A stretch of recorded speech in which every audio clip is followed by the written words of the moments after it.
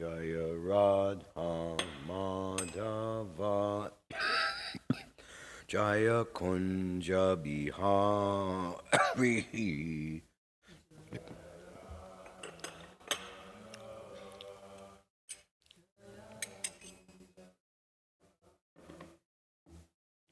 Jaya Radha Madhavan Jaya Kunja Bihari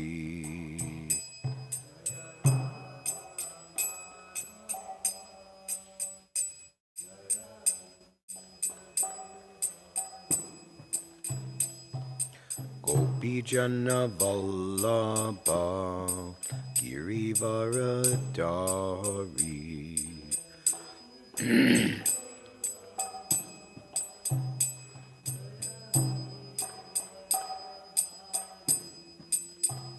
Jaya Gopi Jana Vallabha Girivaradari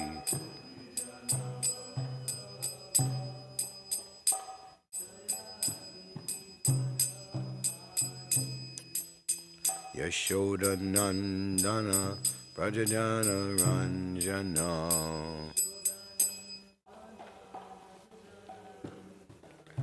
Yashoda Nandana Prajajana Ranjana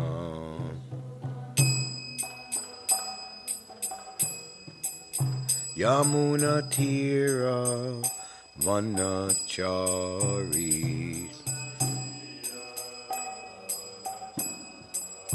Yamuna Tira Vanachari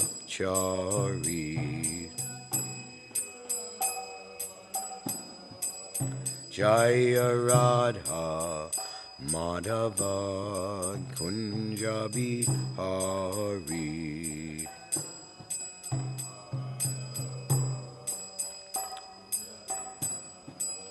Jaya Radha Madhava Kunja Bihari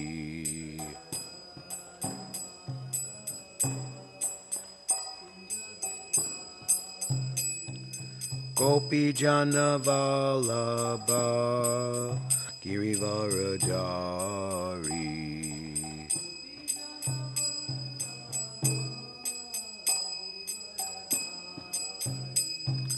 Gopi Jana Vallabha Girivaradari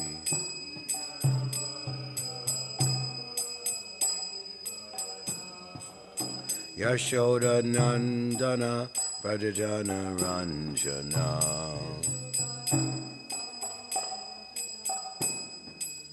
Yashoda Nandana Prajajana Ranjana Yashoda Nandana Prajajana Ranjana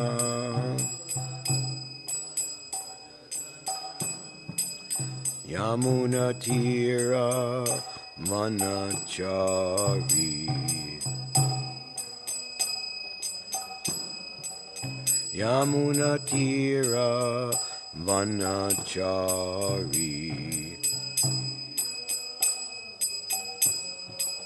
Jaya Radha Madhava Kunja Bihari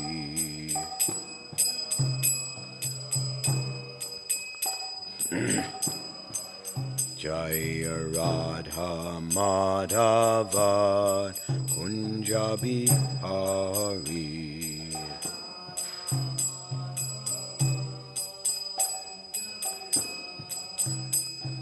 Gopi Jana Vallabha Girivaradari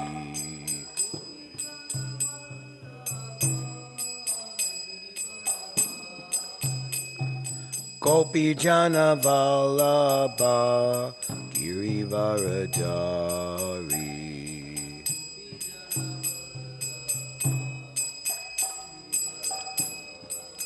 Yashoda Nandana Brajajana Ranjana Yashoda Nandana Prajajana Ranjana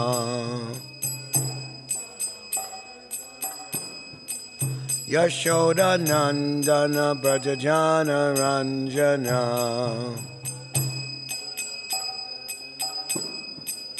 Yamuna Tira Manachari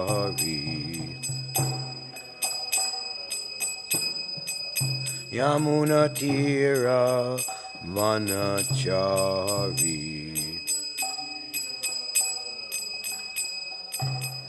Jaya Radha Madhava Kunjabi Hari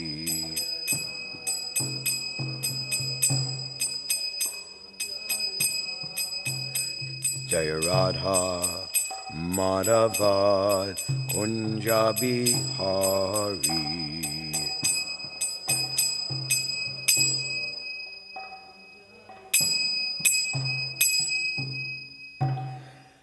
Jaya Vishnupad Paramahamsa Privajakacharya Asto Dharta Shri Shimad Nitya Leela Pravistas Divine Grace Srila Bhakti Vedanta Swami Maharaj Srila Prabhupada Ki Jaya Vishnupad Paramahamsa Privajakacharya Asto Dharta Shri Shimad Srila Bhakti Siddhanta Saraswati Thakur Prabhupada Ki Ananta Koti Vaishnav Brinda Ki Prem Sikaho Shri Krishna Chaitanya Prabhu Nityananda Shri Advaita Gadadhar Shiva Sadi Gaura Bhakta Brinda Ki Shri Shri Radha Krishna Go Gopinath Shamakunda Radha Kunda Giri Govardhan Ki Braj Bhumi Vrindavan Dham Ki Navadweep Mayapur Dham Ki Ganga Maya Yamuna Maya Ki Bhakti Devi Tulsi Maharani Brinda Devi Ki Samaveda Bhakta Brinda Ki Grantaraj Srimad Bhagavatam Ki Yuga Dharma Harinam Sankirtan Yagna Ki Shri Shri Radha Govinda Dev Ki Nitai Gaur Premanandi. All glories to the assembled devotees. All glories to the assembled devotees.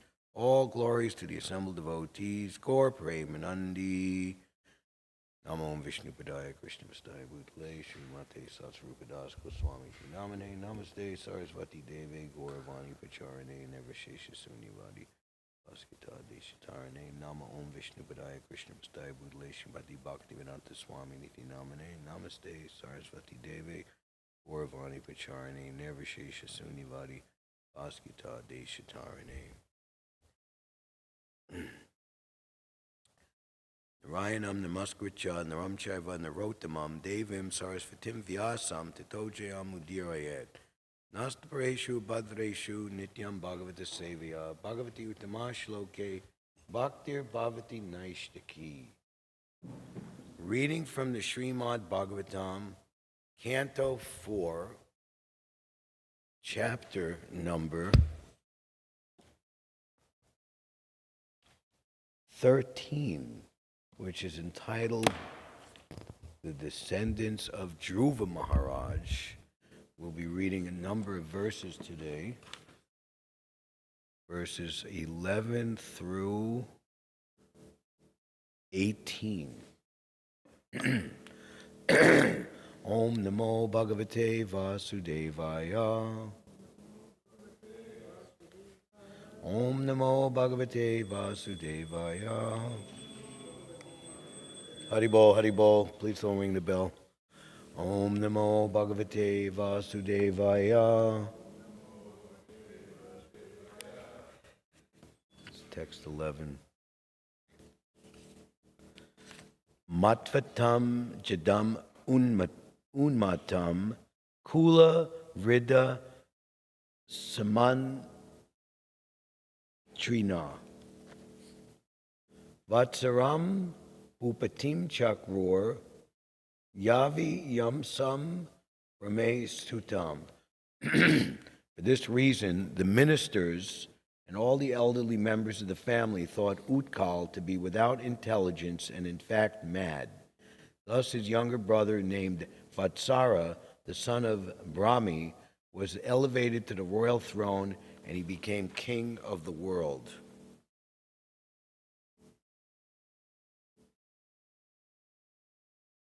Purport. It appears that although there was monarchy, it was not at all an autocracy. There were senior family members and ministers who could make changes and elect the proper person to the throne, although the throne could be occupied only by the royal family. In modern days also, wherever there is monarchy, sometimes the ministers and elderly members of the family select one member from the royal family to occupy the throne in preference to another. Text 12. Sarvatir vatsares yeshta bar yasuta sad atmajan pusparanam tig maketum cha isham urjam vasumjayam. King Vatsara had a very dear wife whose name was Svarviti, and she gave birth to 6 sons named Pushparna, Tigmaketu, Isha, Urja, Vasu, and Jaya. Purport: Vatsara's wife is mentioned here as Ista, which means worshipable. In other words, it appears that Vatsara's wife had all good qualities.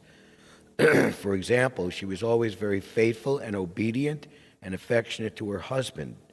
She had all good qualities for managing household affairs. If both husband and wife are endowed with good qualities and live peacefully, then nice children take birth, and thus the whole family is happy and prosperous.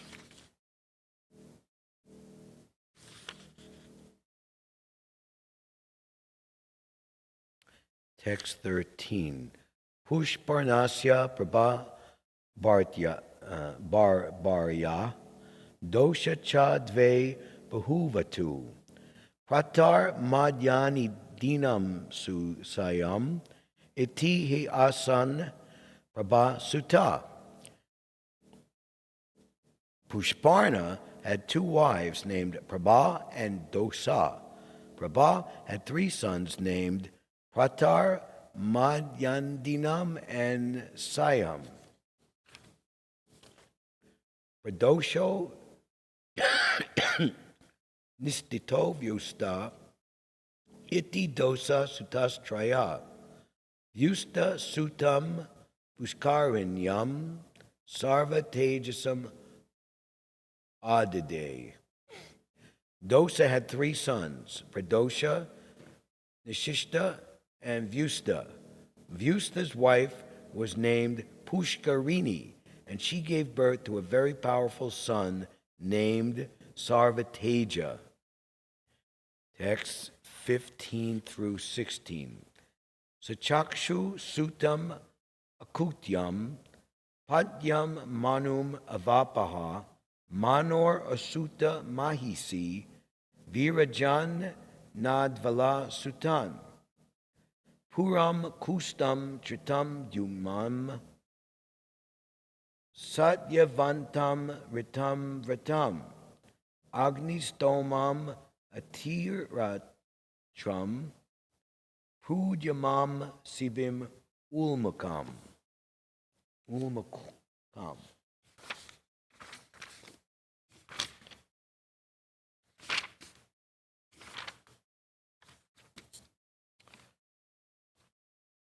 Sarvacha's wife, Akuti, gave birth to a son named Chakshusha, who became the 6th Manu at the end of the Manu millennium. Nadvala, the wife of Chakshusha Manu, gave birth to the following faultless sons: Puru, Kusta, Trita, Jumna, Satyavan, Rita, Vrata, Agnistoma, Atiratra, Pradyumna, Sibi, and Ulmuka. Text 17. Ulmuko, Janayat Putran, Pushkarinyam Sad Uttaman, Angam Sumanasam Kyatim, Kratum Agni Rasam Gayam. Of the 12 sons, Ulmuka begot 6 sons in his wife Pushkarini. They were all very good sons, and their names were Anga, Sumana, Kyati, Kratu, Angira, and Gaya. Text 18. Suni tangasya ya putni susuve venum ulbanam yad dahu silayatsa rajarshir nirvino niragat purat. The wife of Anga, Sunita, gave birth to a son named Vena, who was very crooked. The saintly King Anga was very disappointed with Vena's bad character, and he left home and kingdom and went out to the forest.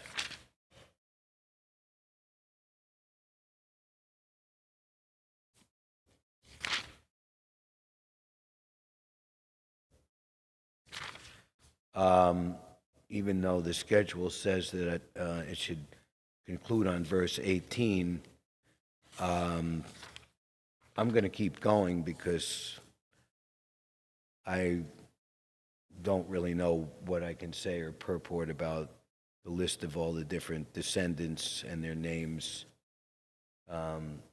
So this verse 18 is beginning the story of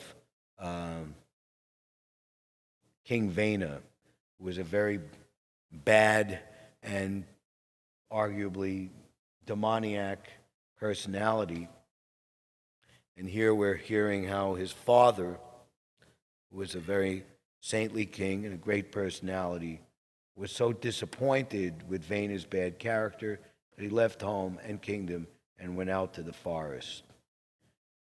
This is verses 19 through 20. Yam anga sepu kupita vag raja munaya kila gatasos tasya buyaste mamatur dakshinam karam arajake tadaloke dasyubi pidita raja jato mar yana Narayanam Sena Pritur Adya Tishvara. My dear Vidura, when great sages curse, their words are invincible as a thunderbolt. Thus they cursed King Vena out of anger. He died. After his death, since there was no king, all the rogues and thieves flourished. The kingdom became unregulated, and all the citizens suffered greatly. On seeing this, the great sages took the right hand of Vena as a churning rod, and as a result of their churning, Lord Vishnu, in his partial representation, made his advent as King Prithu, the original emperor of the world. Purport: monarchy is better than democracy because if the monarchy is very strong, the regulative principles within the kingdom are upheld very nicely. Even 100 years ago, in the state of Kashmir in India, the king was so strong that if a thief were arrested in his kingdom and brought before him, the king would immediately chop off the hands of the thief. As a result of this severe punishment, there was practically no theft cases within the kingdom. Even if someone left something on the street, no one would touch it. The rule was that the things could be taken away only by the proprietor and that no one else would touch them. In the so-called democracy, wherever there is a theft case, the police come and take note of the case, but generally the thief is never caught, nor is any punishment offered to him. As a result of incapable government, at the present moment, thieves, rogues, and cheaters are very prominent all over the world.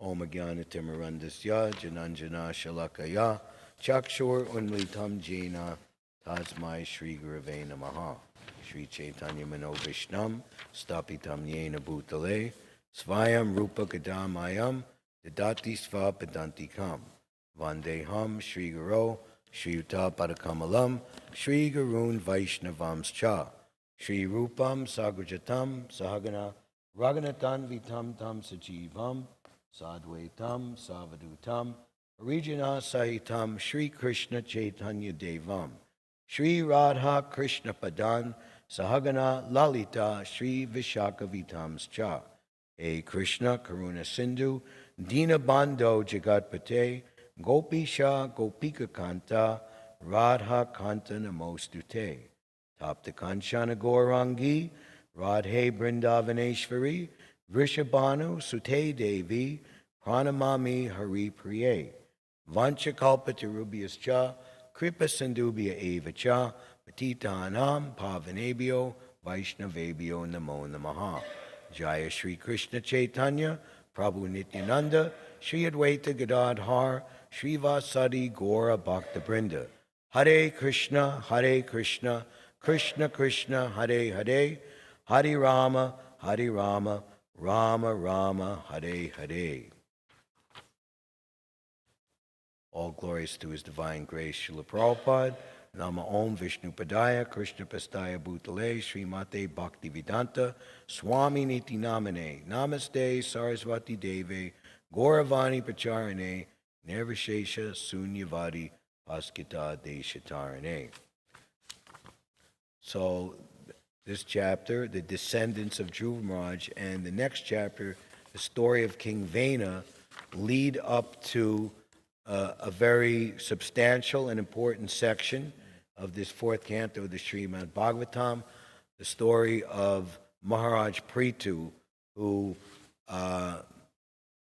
is exemplary of what a proper leader of the people, as mentioned here. Monarchy is better than democracy. Monarchy is ultimately the chosen form of governance by the supreme monarch, the supreme personality of Godhead. So a earthly or worldly representative, an earthly or worldly leader must invariably be a representative of the supreme personality of Godhead. We hear this word over and over again, representative. But the literal meaning, let's go slow, represent. He's representing. And Srila Prabhupada describing the position of the bona fide spiritual master. He's the transparent via media to the will of the Lord coming down through disciplic succession. In other words, the bona fide spiritual master is the most exemplary and bona fide disciple of his spiritual master. One who is the proper disciple will become qualified to become the proper spiritual master. So when someone is in a leadership position and they're not representing, they're not acting as a transparent via media to the will of the Lord, which is expressed according to time, place, and circumstance by the living, use the word organic, disciplic succession. Organic, natural, all natural.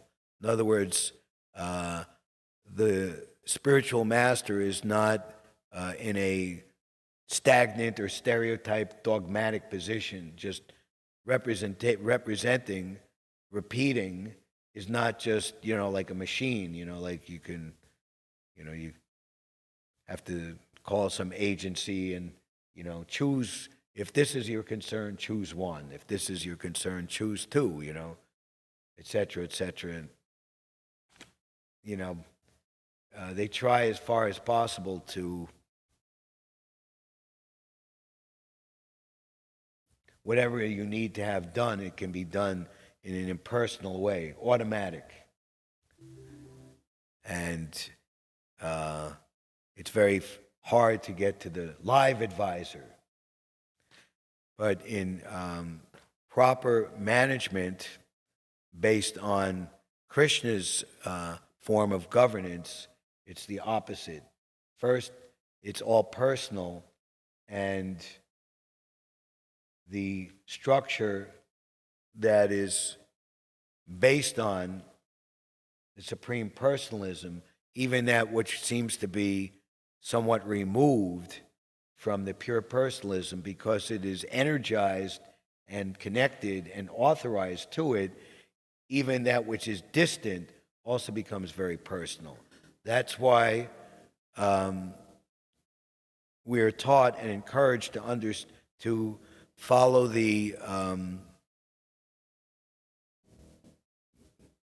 to adopt the mood that I am the servant of the servant.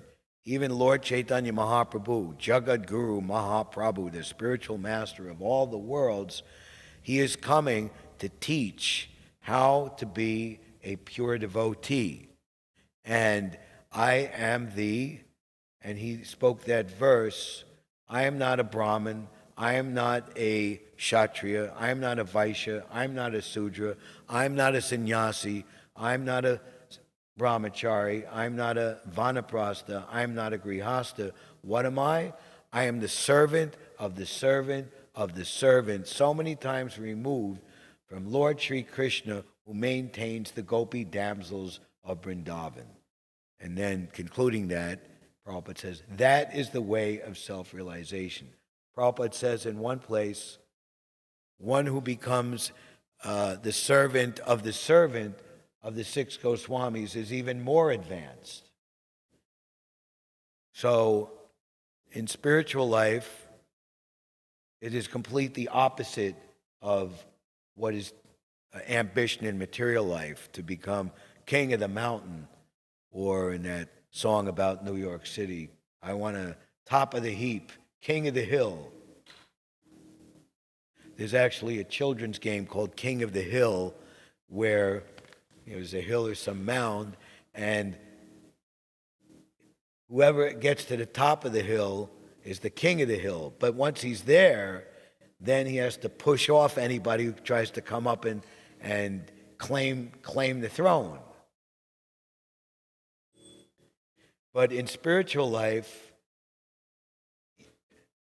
you just want to serve. You don't want to be the master. Prabhupada was challenged in, I believe it was a university lecture, and Prabhupada was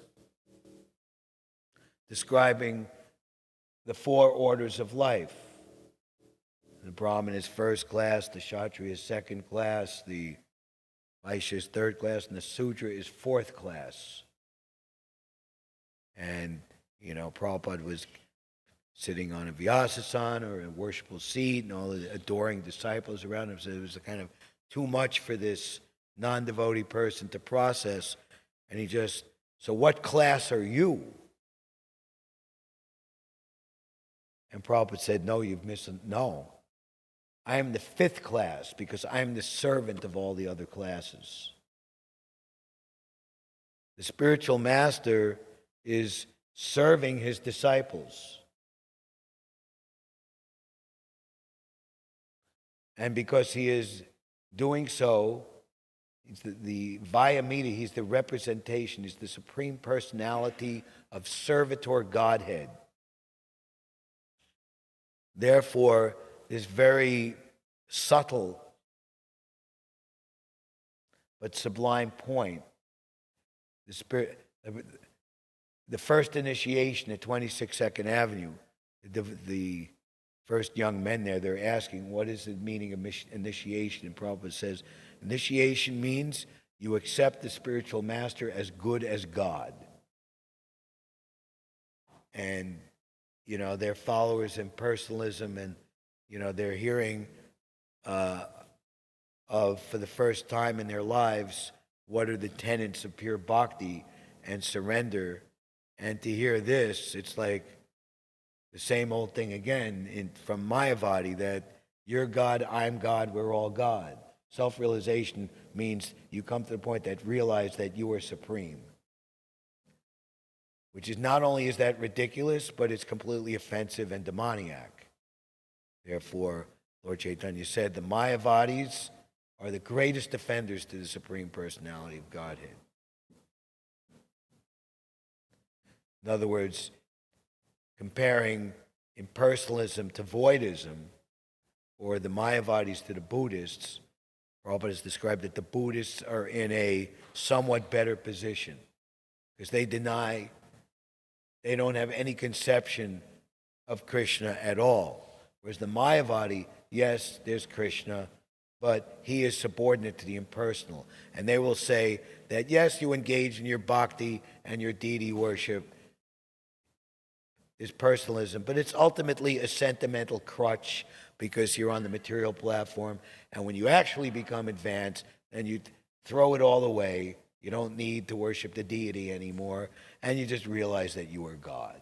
So hence the Mayavadis are viciously demoniac.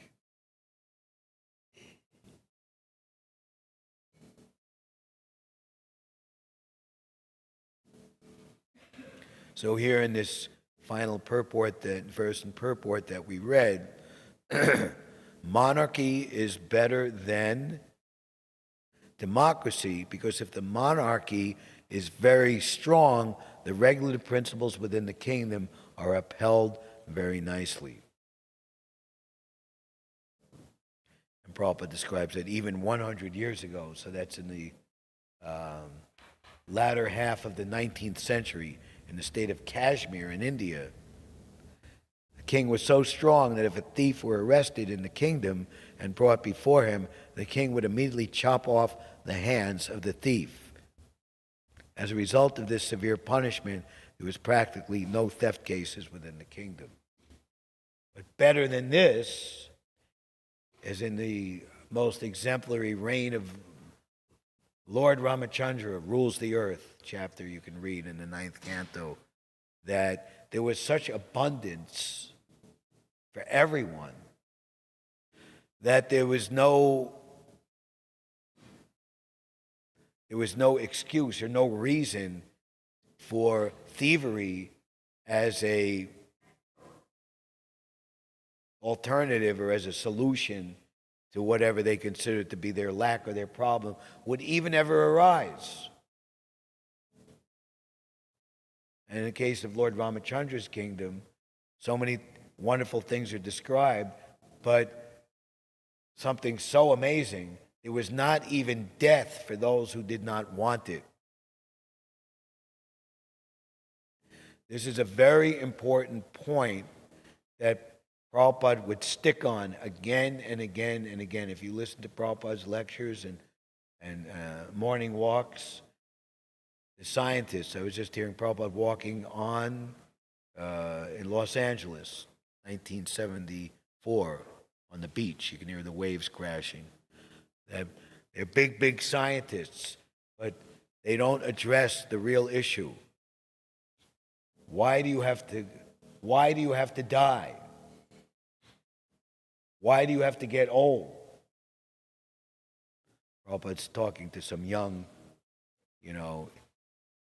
Lower East Side hipster who's a young man. Do you like to become old? Well, I've never really considered it. Well, you will be forced. Well, I don't know if I'll be forced. Yes, you will be forced. For young people in the prime of their youthful energy, the idea that they're going to become old and ugly and disfigured is it's incomprehensible. You see in the unfortunate, I'll use that word, lives of great Hollywood celebrities, very handsome, or very beautiful in their younger days, but the older and older they get, they make sure that they're not photographed, they're not followed by paparazzi, they grant no interviews, they stay in strict seclusion because they want to protect the image. It's even a kind of humiliation or a rank out that if you can get a picture of someone who is very beautiful and this is what they look like, 75, 80 years old. In a sense, it's good because that is even the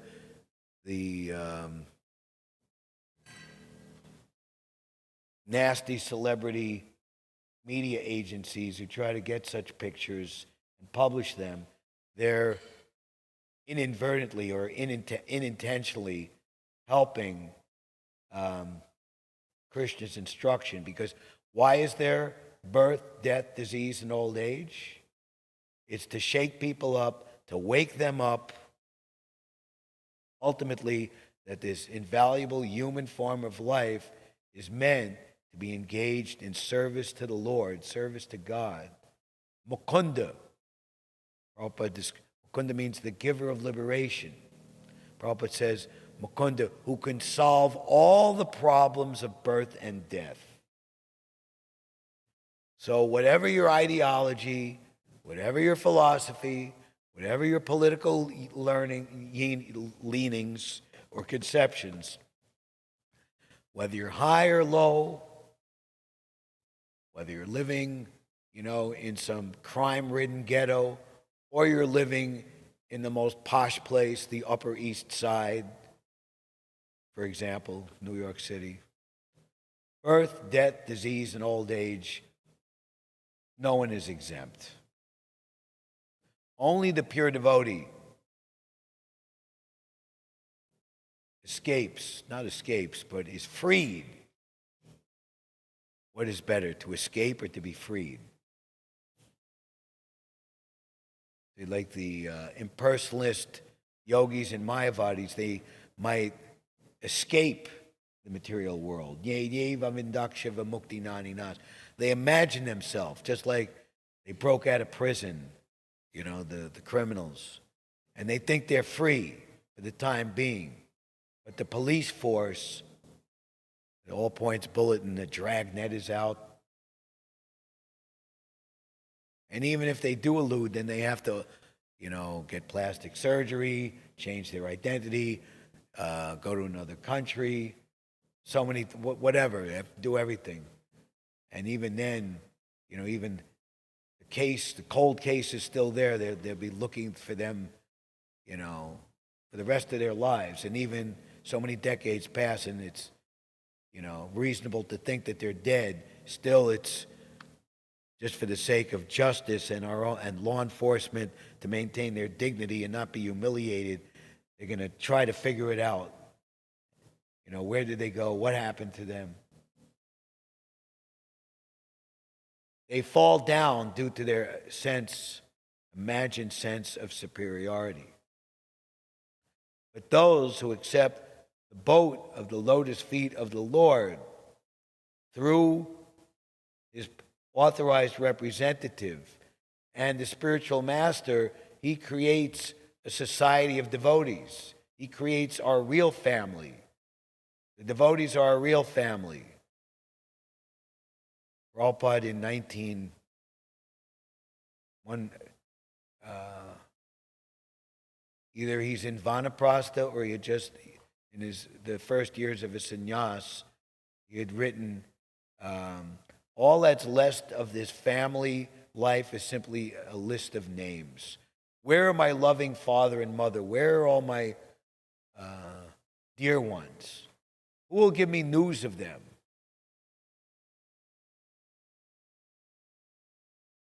So, association with the devotees, and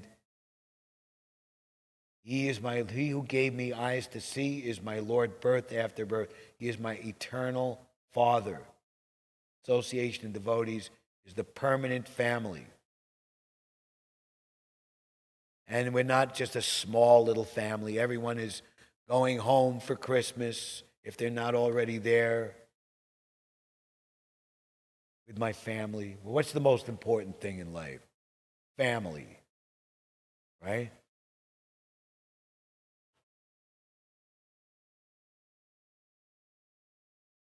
The renounced order of life is meant to not give up the family, but to broaden the family for every living entity in the entire cosmic manifestation.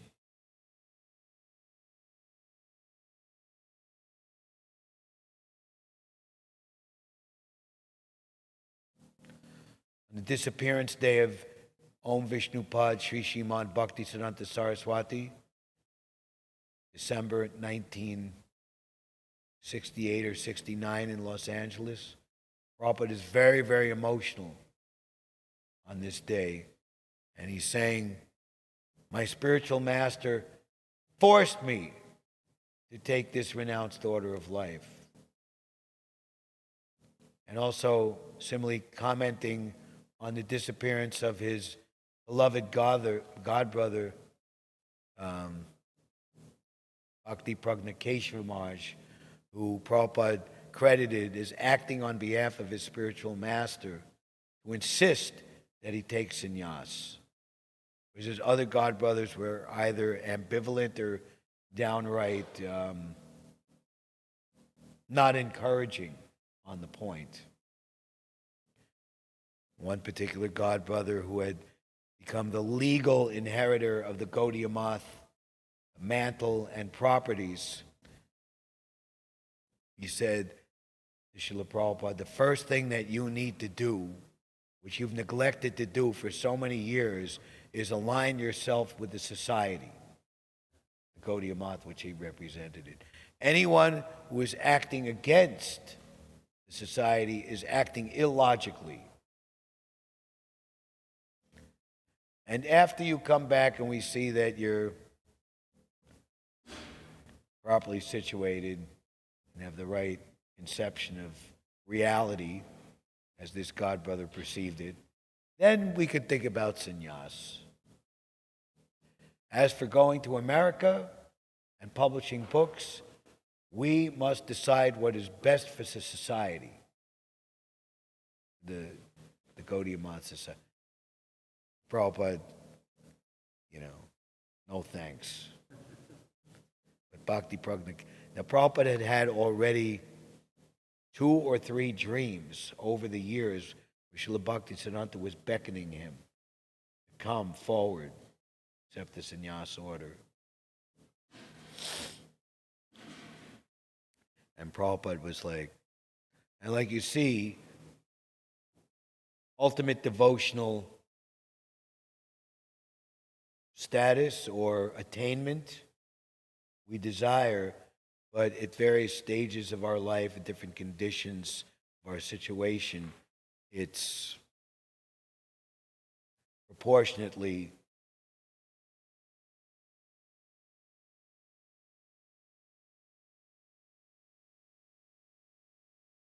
very difficult, if not impossible, for us to do it at this time. But how Krishna arranges our life in such a way that step by step, what might have seemed very difficult or even frightening years ago, now seems very easy and natural. You've been prepared. What did Satsvarup Maharaj title the first volume of Srila Prabhupada Lilamrita? Right. And like we have Planting the Seed, Volume 2, 1965 to 1966. So it's describing Prabhupada's life from August 1965 till January 1967. That's, how many months is that? Less than 2 years. Whereas lifetime in preparation, 1896 to 1965. 69 years. One volume about 18, 19, no, let's figure that out. So August 65, August 66, so that's 17 months, right? Okay. So a whole book about 17 months and a whole book about 69 years. So if I just said to you and you didn't know, it would apply to anyone about their life. We don't know the story of Prabhupada. And I gave you a choice. Would you title Planting the Seed for the first 69 years and a lifetime in preparation for the 18 months? No. So, Srila Bhaktisiddhanta more or less told Prabhupada, in essence, to take sannyas when he was 25 years old. He said, you're a very intelligent young man. Why don't you preach Lord Chaitanya's message all over the world? But within that, it was understood, and even Prabhupada admits in giving eulogy to Bhakti Pragnikeshwar Maharaj in Seattle in October 1968, that one cannot become a preacher unless one takes sannyas. So he's telling him to become a preacher. And his father, Gaur Mohan De, told him, it is very good that you do not like your wife. This will be very helpful for you in your spiritual advancement.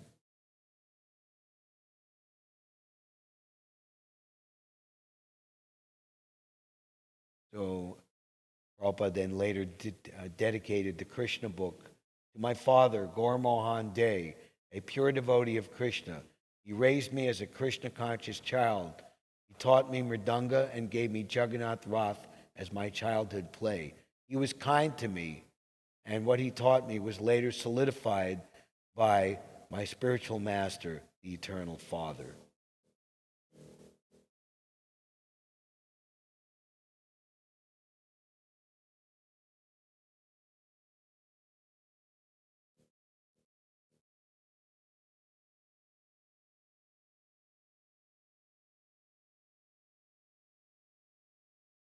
So the world is in very great turmoil. Many different atheistic and atheism and demoniac are not too far apart. Most of, or a lot of the time, they're one and the same, are taking a very firm hold all over the world. So we, the devotees of Lord Krishna, through the authorized disciplic succession, have a very great responsibility, just like the sages here in coming to, as we will see, the folly and very great deviation of this King Anga, King Vena. Again, these are descendants of Dhruva Maharaj. It's a very pure line. So ultimately,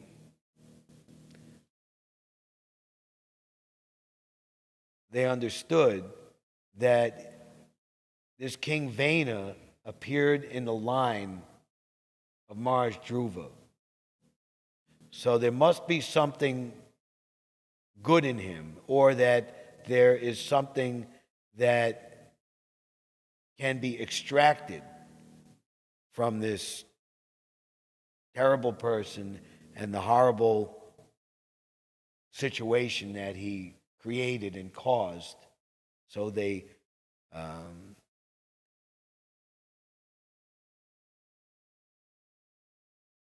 from him they ultimately purified him, his dead body, and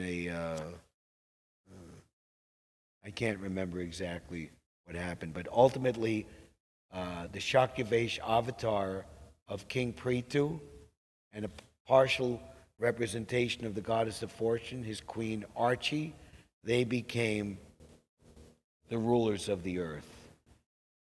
And he was a very great personality and was very much considerate for all the needs of the people and all living entities on this planet, and he was adored by all. A pure devotee is adored and appreciated by everyone because he's representing Krishna, who's the all-loving, all-attractive, beautiful Supreme Personality, the friend of all.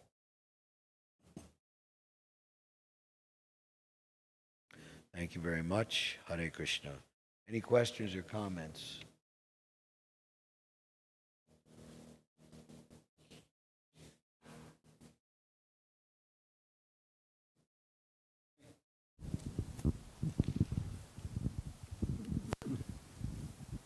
So Anga left home because his son was a rascal. So that was obviously the best thing for his spiritual life.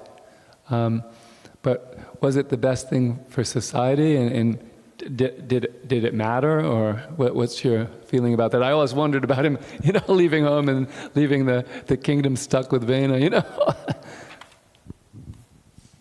Yes.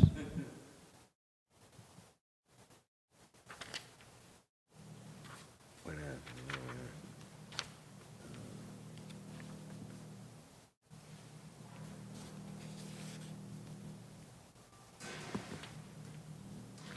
Well, the next verse, 21. No, no. No, yeah. In family, this is verse 21 purport. In family life, a man is supposed to live happily with father, mother, wife, and children, but sometimes under certain conditions, a father, mother, child, or wife becomes an enemy. Chanakya Pandit, the great political commentator, a father is an enemy if he is too much in debt. This is not the law here in America and other Western countries, but in India, I don't know if it's still functioning, that if the father dies a debtor, then the eldest son has to pay back the debt. Is that still functioning? Yeah. Actually, the guy by the Nitai? Nitai, yeah, that's right. He had to pay off his father's debts. Yeah, terrible. So if you have such a father and he leaves you in such a situation, he is an enemy. A mother is an enemy if she marries for a second time. A wife is an enemy when she is very beautiful.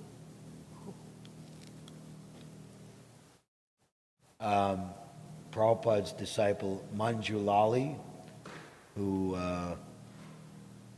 very bright, cheerful personality, and so she was married to Jayatirtha in Los Angeles, and Prabhupada performed the marriage, and it was very pretty, very beautiful, and Prabhupada kind of alluded humorously, "Oh, she's very beautiful," and then Manjulali said, "Does that mean I'm an enemy?" And Prabhupada just laughed. You can hear her memoir in the Prabhupada Memories compiled by Siddhanta. If you put on YouTube, Prabhupada Memories, Manjulali, it would come up. Huh? I can't hear you. I still can't hear. Which volume? I don't know the volume. That's why I said you just type Prabhupada Memories and put Manjulali, and the system obeys your command.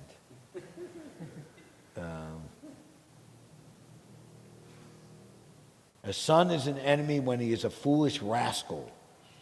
In this way, when a family... So that's King Vena. That's Maharaj Anga's unfortunate lot.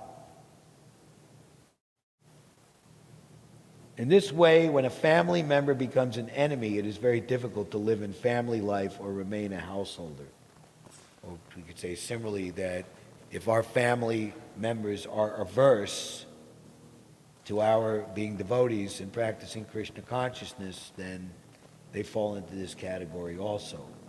But we want to be sensitive and kind, and you see the video, which is black and white. Prabhupada's coming to Australia, Sydney, for the first time in 1971. They came directly from the Mumbai, Bombay at the time, Cross Maidan Pandal. And then, who is it? Vegavati. No. They were married there. He was from Sweden and she was from Australia. Vagavan, I think it was his name. So, anyway, she's like 19 years old, I can't remember her name, and she's there being interviewed on the street, and her mother and her mother's sister aunt are there, and they're like, you know, and this 1971 saying, why are they joining this weird cult, and why are they bowing down to an Indian man on the dirty sidewalk, and like, what the heck is this? And so then, but then Siddhanta re-interviewed her some like 30, 35 years later, and she's a very wonderful girl. I'm very happy for her, my daughter, and she's given me like 2 or 3 grandsons, and they're just regular, fun-loving boys, and I think Krishna consciousness is great. So we don't say, oh, they're a demon, and like just neglect, but we work with them, and But in King Vena's case, he had proved himself to be so atrocious and so horrible and there was no recourse, but I have to leave. Generally, such situations occur in the material world. Therefore, according to Vedic culture, one has to take leave of his family members just after his 50th year so the balance of his life may be completely devoted in search of Krishna consciousness. Anything else?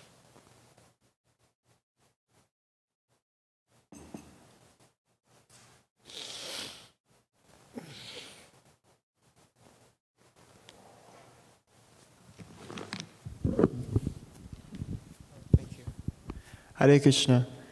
I like that point you said, Prabhu, about how for Srila Prabhupada Lilamrita, the whole first volume is a lifetime in preparation. It really encapsulates Srila Prabhupada's 60... what was the word you used? It encapsulates Srila Prabhupada's 69 years before coming to New York. And also just I was thinking of, well, even the volume itself is so compact, and how much of the nectar of Srila Prabhupada's pastimes are unknown to the devotees, unknown to those who witness him in India. And I'm wondering if you can recommend any Mul books. Prakriti Devi Dasi, one of Prabhupada's first and most illustrious and charismatic lady book distributor Sankirtan devotees. Have you ever heard her name, Mul Prakriti? Yeah. She has very nice interviews that you could look on the Prabhupada memories. So she compiled the book, Srila Prabhupada, A Friend to All. She went to great effort to interview many of Prabhupada's contemporary associates from where he was living in Allahabad as a householder, and also in Bombay, and this time in Vrindavan, God Brothers, many associates. Very, very valuable chronicle of Srila Prabhupada before he appeared before us as Swamiji and Srila Prabhupada. And I'd like to also recommend, just after completing the Prabhupada Lilamrita, Satsvarup Maharaj wrote a poetic rendering of the Lilamrita called Remembering Srila Prabhupada. It's been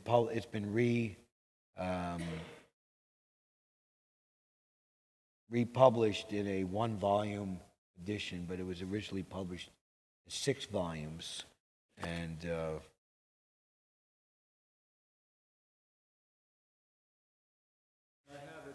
yes, highly recommended.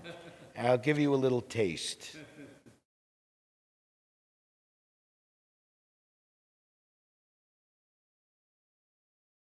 We're talking about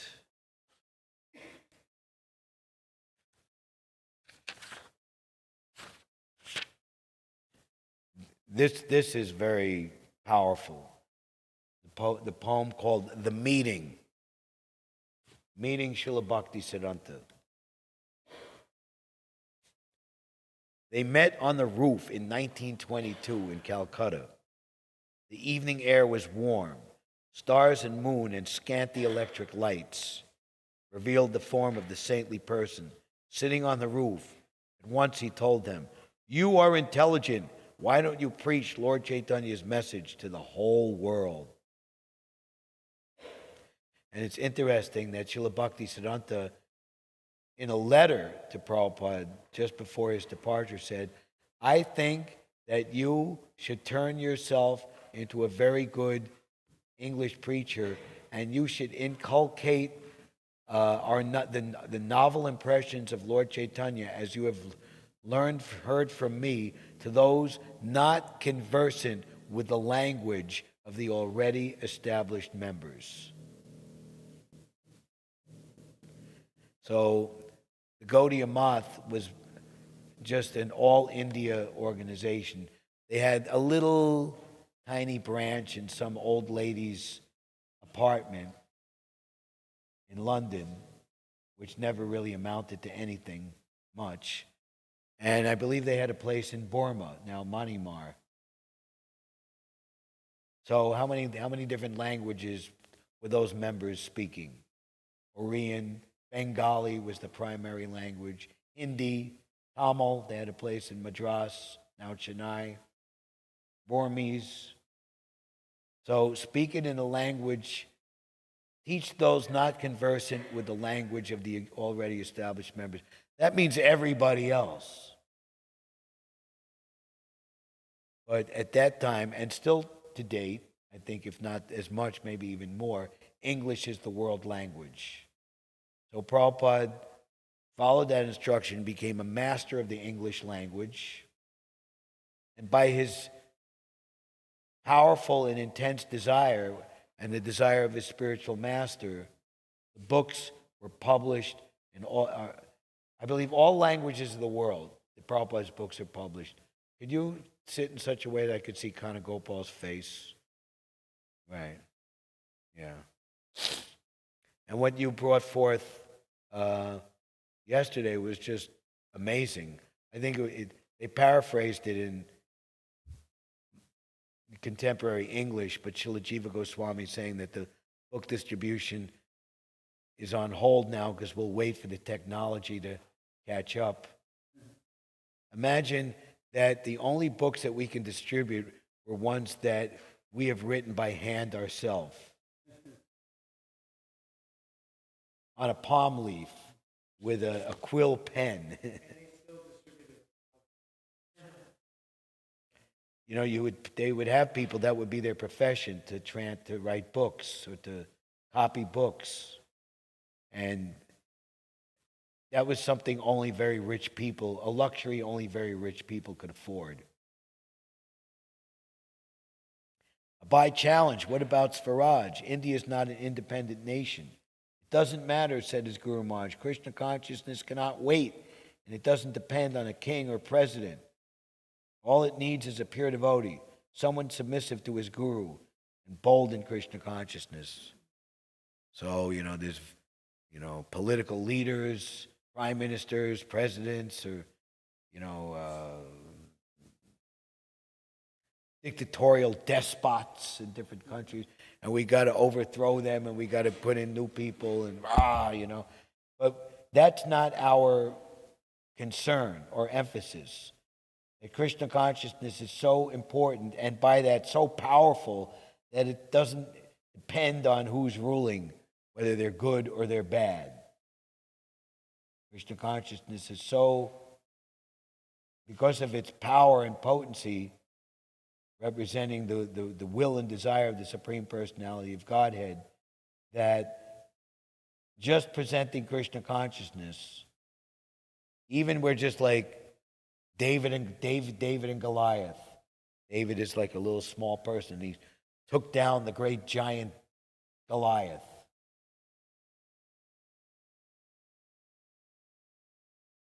But Prabhupada, we concluded the chapter, it will not be possible to assist you.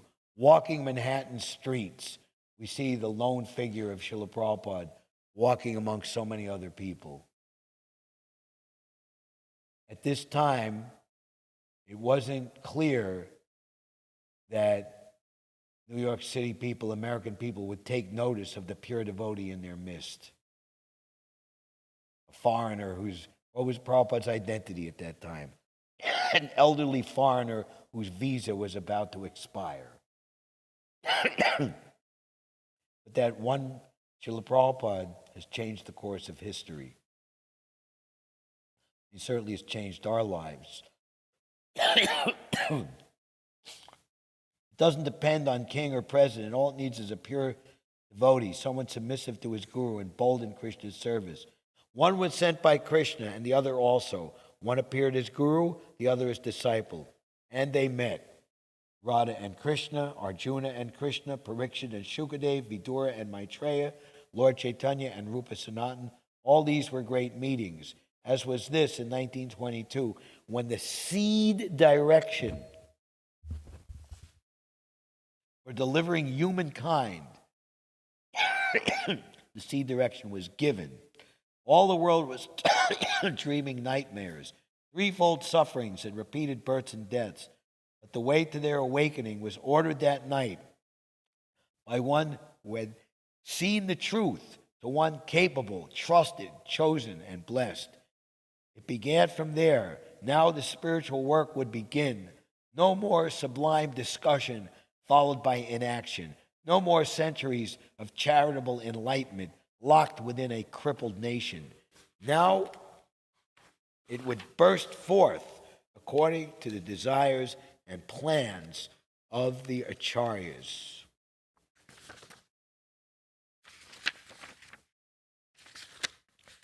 The release of all the jugais and madais, the release of all the cave dwellers, the liberation of women and children and animals and men, the ushering in of a golden pious age by the release of knowledge of the eternal soul and knowledge of loving union with God. Hope for everyone, now assured by this exchange between two powerful servants of the Lord, that the meaning remained hidden on that night was also the will of the Lord, so nothing would interfere with the sacred unfolding of his plans, starting with this confidential exchange that fools and rascals cannot understand or disturb. Prabhupada said later, in the height of the Krishna consciousness movement, if the demons, if they knew what I was doing, if they actually understood it, they would eliminate me. So here, and a seemingly innocuous and just insignificant occurrence, but it was the seed direction for the complete saving of humanity, which is paritranaya sadhunam vinashaya traduskatam, saving the faithful and putting down, suppressing, and even killing the demoniac. In the guise of a young Gandhian, Abai appeared to be defeated. Abai, he went downstairs, he revealed his mind. He is wonderful. Now I know Lord Chaitanya's movement is in expert hands. I accepted him as my spiritual master immediately, not officially, but within my heart. So once again, highly recommended. Do it today, don't delay, run out and get your copy. Rantaraj, Srimad Bhagavatam, Ki Jai, Srila Prabhupada, Ki Jai, Nitai Gaur, Premanandi, Hari Hari Bol.